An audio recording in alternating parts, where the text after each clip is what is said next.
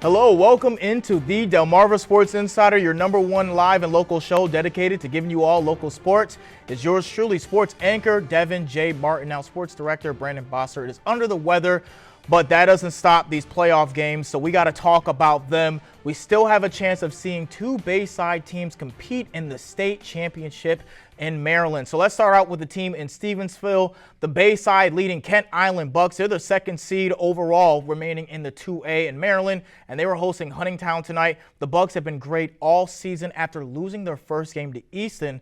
The Bucks have racked up 10 straight wins, dominance on both the defensive end of the football and on the offensive end of the football. But the Hurricanes stood in their way. They blew into Stevensville to try to end the Bucks season in the state quarterfinals and stop them from winning lucky number 11 in a row. But the Bucks would have something to say about that. They would be the team to jump out in front. They would take a 17-3 halftime lead, and to start the third quarter, the Bucks would continue to go with what worked for them in the first half and all season. Casey Heath on the ground. He got the handoff and powers his way in for the touchdown. That was his third touchdown up to that point in the game. The Bucks go up 24-3.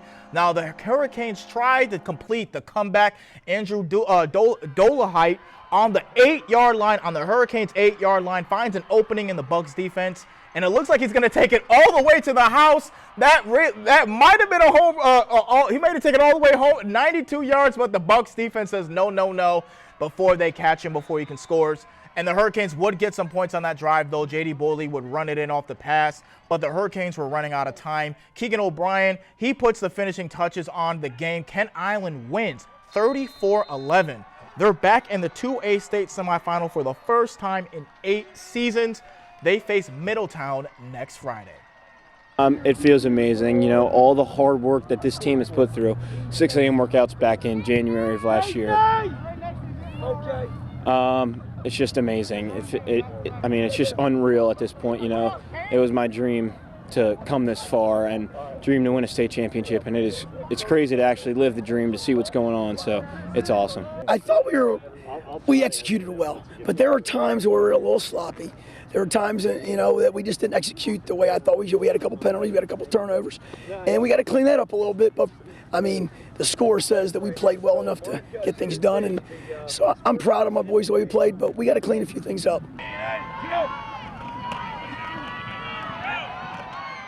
Again, that's Kent Island's first appearance in the state semifinals since 2014. I got to agree with one of the things that Coach Soft said. He's proud of his boys tonight, and the score said they played pretty well. There were some things I was at that game that they could clean up a little bit, a couple missed tackles and a couple fumbles, that the Hurricanes weren't fully able to capitalize on. Maybe that will mess with them down the line as they face one of the better teams in the 2A. But tonight, it was no problem. They were dominating the Hurricanes throughout the entire game. The 34-11 score, that final score, it was not as close even as that score was. They were dominating, just like they've been dominating all year. They were playing amazing defense, and they even got another interception that I wasn't able to show in those highlights. And again, that rushing attack, Casey Heath is one of the top 2 running backs in the entire state. I mean, he's up there with rushing touchdowns, rushing yards, rushing attempts, and yards per carry. He was amazing yet again tonight, just like he was last week against the Y-High Tribe.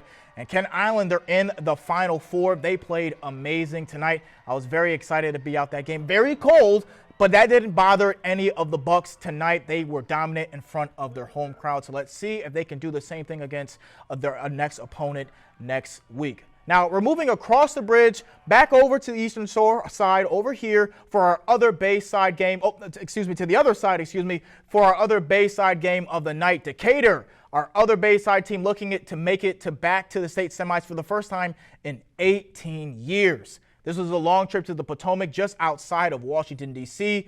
The Seahawks were taking on the Wolverines from Potomac. Let's get into it. Wolverines going to jump out in front early. Marshawn Perry hands it off to Mario Jones, and he fakes out the entire Seahawk defense. Wolverines go out in front 7-0 early. but that was about as good as it would get for them. The Seahawks traveling all the way from Decatur to the Potomac and had their game running with them. They were in the red zone. Bryson Coleman is going to scramble out of the pocket, and he's going to connect with Luke Murgott for the score.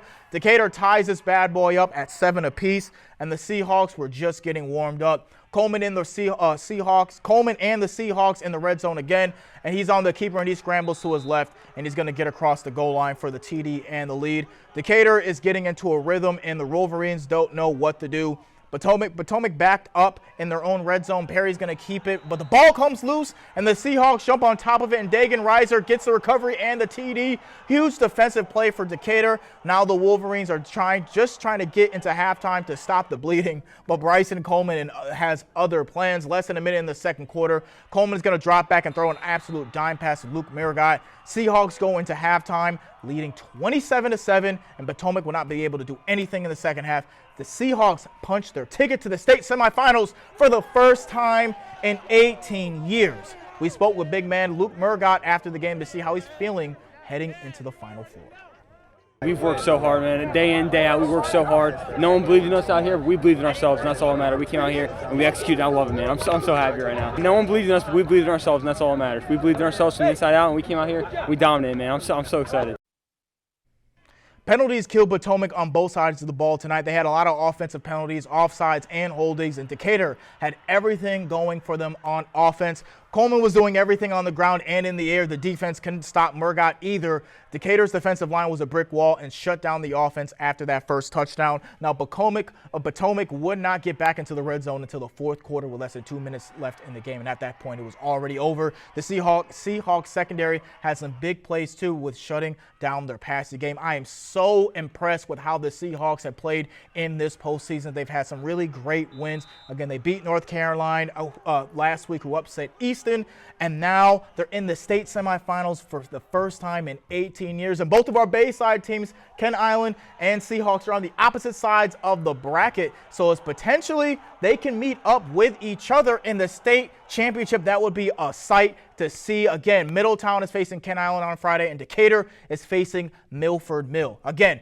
those state semifinals are now set. Kent Island, again, hosting number 6 seed Middletown. And then on the other side of the two-way, as I just said, Decatur will take their talents across the bridge once again. Their matchup with the number 1 seed Milford Mill. Again, that will be an uphill battle for the Seahawks. But if they can beat that team, they're in the state championship. And if Kent Island can hold steady at home, we have a Bayside-laden state championship in the 2A. What a great game for those that would be. Game times are still to be announced, but those games are both scheduled for next Friday. Again, Decatur's been playing very well. Kent Island's been playing very well. I didn't think that both these teams would get so far, but here they are. And now the Baysides have a 50% chance of taking home the state title for the 2A.